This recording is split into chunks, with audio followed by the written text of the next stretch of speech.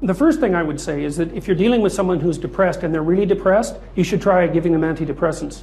Because if they die, you can't help them.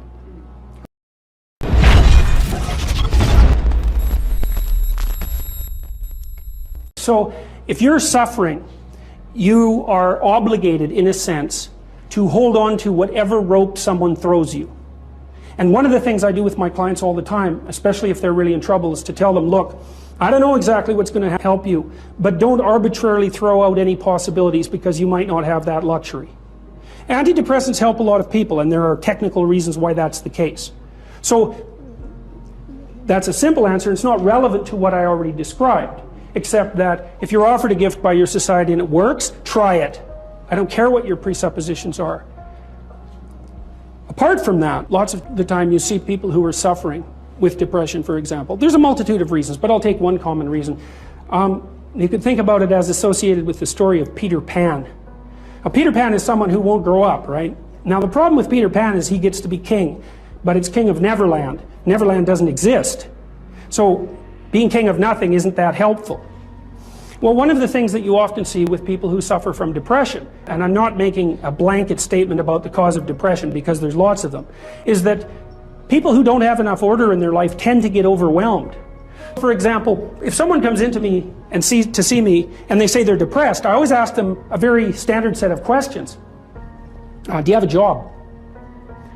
If you don't have a job, you're really in trouble in our society. First of all, your biological rhythms tend to go off the rails right away because there's no reason to go to bed at any particular time and there's no reason to get up. And for many people, if they don't get up at the same time, they foul up the functioning of their circadian rhythms, and that's enough to make them depressed right off the bat, especially if they start napping during the afternoon.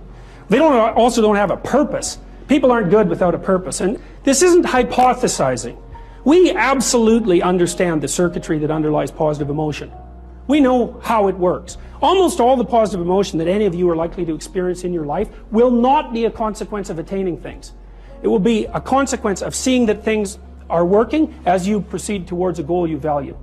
That's completely different. And you need to know this because people are often stunned, for example. They finish their PhD thesis and the presupposition is that they're going to be elated for a month. And often instead they're actually depressed. And they think, oh, what the hell? I've been working on this for 7 years and I handed it in and what do I do now? And that's what depresses them, right? It's the what do I do now? Well, they're fine if they enjoyed it, pursuing the thing. As long as it was working out, they get a lot of enthusiasm and excitement out of that because that's how our nervous systems work. Most of your positive emotion is goal pursuit emotion. If you take drugs like cocaine or amphetamine, the reason they're enjoyable is because they turn on the systems that help you pursue goals. That's why people like them. So if you don't have a job, you got no structure, that's not good. Plus, you tend not to have a point. So you're overwhelmed by chaotic lack of structure and you don't have any positive emotion. Well, do you have any friends? So sometimes you see people who are depressed, they have no job, they have no friends, they have no intimate relationship, they have an additional health problem, and they have a drug and alcohol problem. My experience has been if you have 3 of those problems, it's almost impossible to help you. You're so deeply mired in chaos that you can't get out because you make progress on one front and one of the other problems pulls you down. So one of the things I tell people who are depressed is like, don't sacrifice your stability. Get a job, even if it's not the job you exactly want. Get a damn job. You need a job. Find some friends. Get out in the dating circuit. See if you can establish an intimate relationship. Put together some of the foundational items that are like pillars that your life rests on. That's the practical thing to do. So that's one example with regards to depression. Well, the thing is, you don't just launch it on them, you know. You got to negotiate with the person. And you also got to teach them to negotiate with themselves. And this is something that's very useful to know. You know, you can tyrannize yourself into doing things, but I wouldn't recommend it. What I would recommend instead is that you ask yourself what you're willing to do. It's a really effective technique. It's like a meditative technique. So, well, you know, I'd like to have a good day today, so I'd like to go to bed tonight without feeling guilty because I, didn't do some things I said I was going to do, and I'd like to have kind of an interesting day. So you got to fulfill my responsibilities, and I want to, enjoy the day. Then you can ask yourself, what would I have to do in order for that to happen that I would do?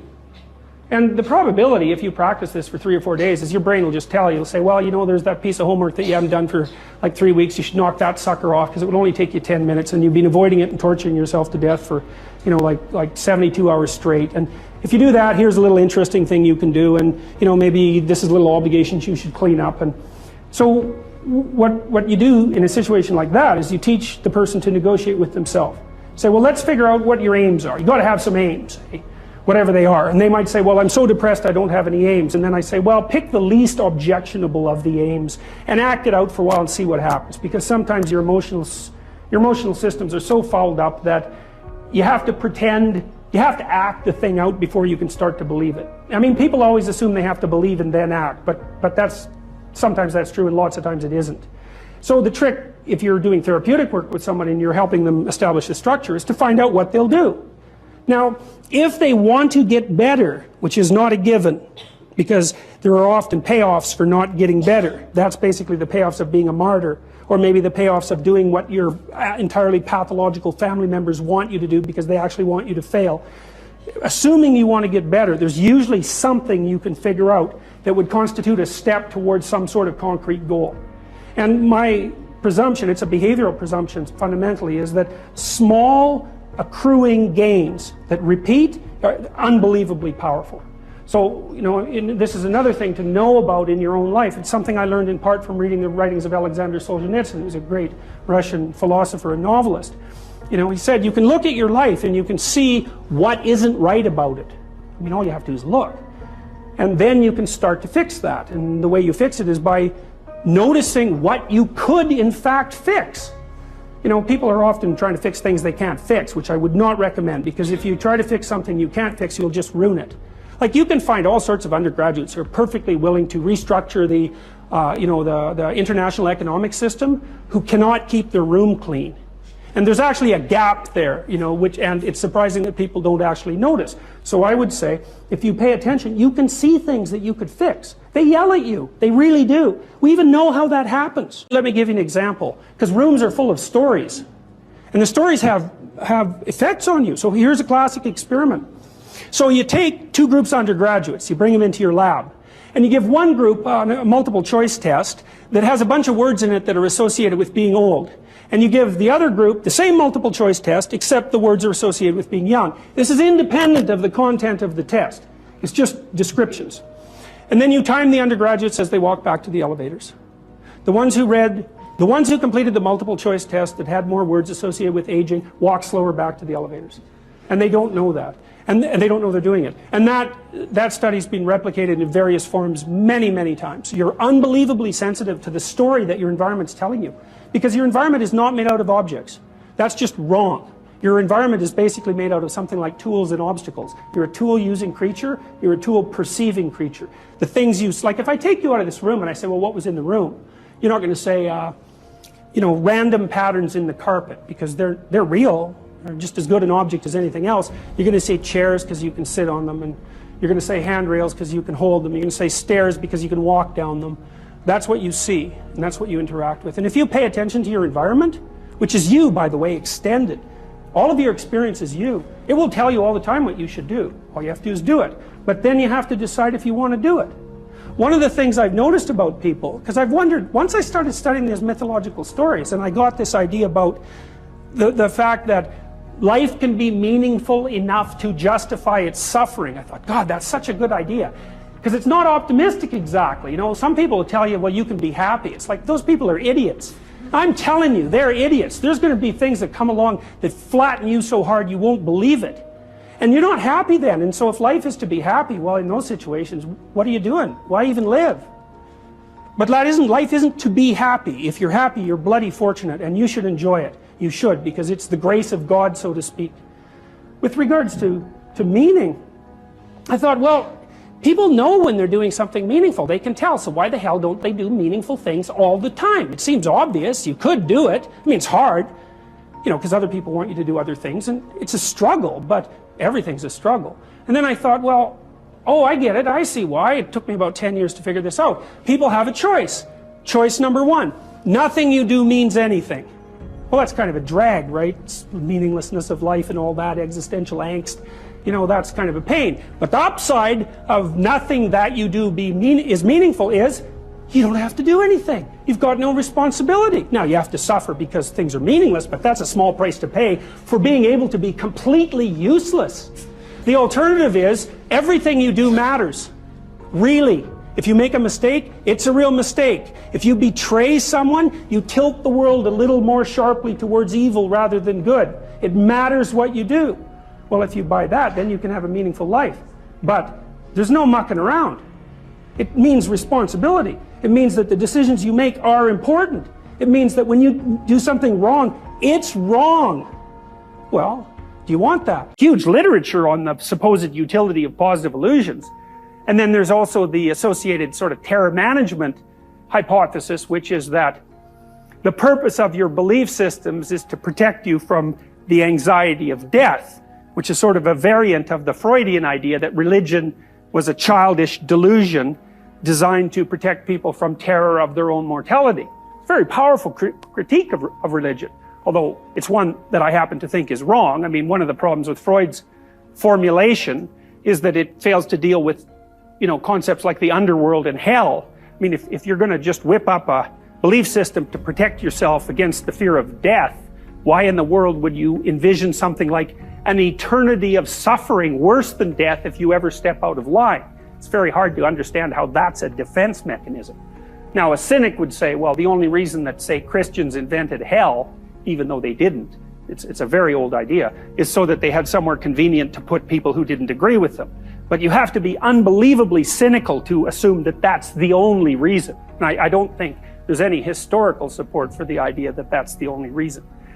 Now, I'm going to tell you some stories that some of the most famous existentialists in history told. They're ideas and quotations, and the existentialists that I've read are often the most powerful of writers. So Dostoevsky is an existentialist, and Solzhenitsyn is an existentialist, and so is Viktor Frankl, who survived the concentration camps, and Kierkegaard. Very weird collection of people. I mean, their fundamental belief systems were often very much at odds with one another. Some of them are atheists, and some of them are Orthodox Christians, especially, because a lot of the literary existentialists were Russian. So you can come at existentialism from a variety of origin points, but what they have in common is what I kind of outlined, is that the first idea is the essential preconditions of life are sufficiently tragic to render the normative state of humanity pathological.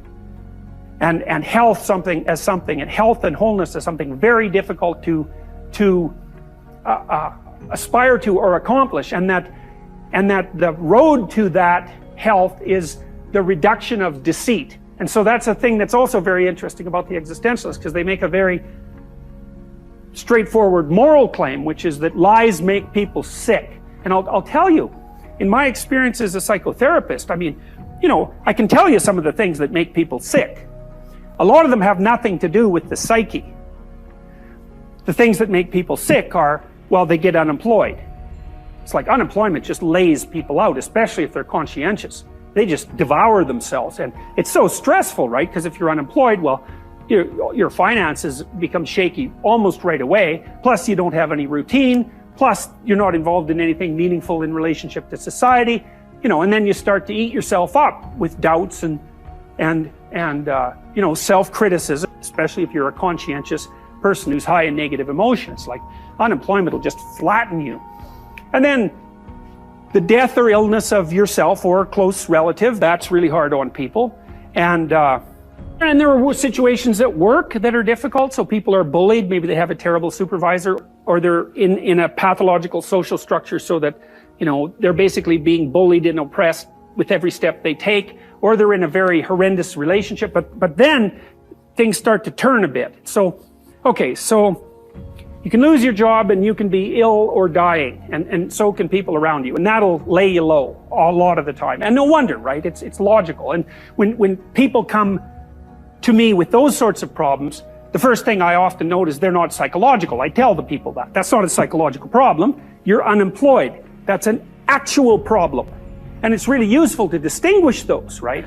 So for example, and this is something that psychiatric diagnosis does very, very badly.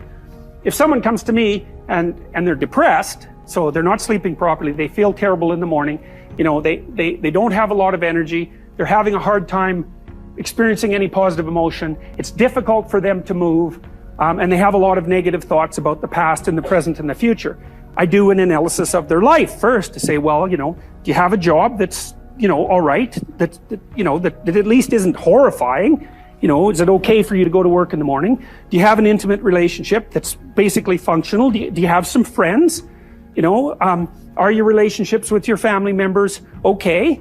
Are you reasonably healthy apart from the depression? And do you have useful and interesting things to do that aren't related to your career? And if the person says yes to all of those and they're still feeling terrible, then I think, okay, this person is depressed. They don't have a problem. They're just depressed. And in my experience, those are the people who respond quite well to antidepressants. Because their nervous system isn't calibrating its analysis of their situation to the reality of the situation. It's as if their lower status, according to their status comparator, which is a very primordial thing, since even lobsters have it, their status comparator isn't paying attention to their actual status. And maybe that's because they're, temperamentally high in negative emotion, or maybe it's because they had been traumatized earlier in their life, and so they're much more sensitive to any signs of failure. It's easier to knock them down. But then you have the other people who are, well, they don't have a job. They never have, and maybe they're 30 or 35. No real stable employment history. No real educational history. It's pretty patchy. One or more illnesses. And then family members who are just out for their absolute destruction. Like, families can be unbelievably pathological. So they're enmeshed in a familial situation where, for one reason or another, as soon as they get up off the ground a little bit, someone knocks them back down. And then maybe they have a drug or alcohol problem to go along with that, or they have a relationship with someone who has a drug and alcohol problem or a mental illness. And sometimes you see people who have like all 5 of those things going on at the same time. It's like, that's not precisely mental illness. Now, a lot of that's associated with deceit. They're entangled in relationships and in relationships with themselves that are pathologically untrue. So I've seen people, for example, who are in families where probably nothing they were ever told was true. It was never just true. It was always twisted and bent in some way by whoever was talking to them for the purposes of that person. Power or domination or positive illusion or delusion or something. Like all the communication within the family was motivated. And so it's so awful to grow up in an environment like that, because you can't get a grip on what's real. And then, it can get worse than that, in that the person will tell you that they love you and they'll act all sweet, but every time you do anything that's even vaguely productive and useful, they'll just criticize you to death. And all the while telling you that they love you. It's really horrible. And that's all tangled up with deception and lies. And it's a weird thing, because if you look at the Freudian hypotheses, you'll notice that Freud attributed an awful lot of psychopathology to repression, right? But I think the distinction between repression and self-deception or deceit is very permeable. It's like, what's the difference between repressing something and lying to yourself about it? Well, Freud would say often that repression occurs unconsciously, but I really wonder about that. I think that what happens is that something happened, or you did something that you don't like and it's bothering you, and you could think it through, but you just decide not to. You just don't think it through, so it's left vague and uncertain and it's fairly emotionally salient, but you just refuse to think it through, and you practice doing that until you've built up a habit of not thinking that through, and then you forget that you've built up the habit, and then it's like it's being repressed unconsciously. But I think that or at least you knew when you first did it. And so, when you meet people who are acting in a twisted and peculiar way, and you ask yourself, they're very manipulative, say, you ask yourself, well, do they know what they're doing? The answer to that could be, well, no. But another answer could be, yeah, but they knew once. They knew when they made the decision to start acting like that, but after they did it 100 times or so and made it into an automatic routine, well, then they forgot its origin, and now it runs autonomously. And so now they don't know, but they did know.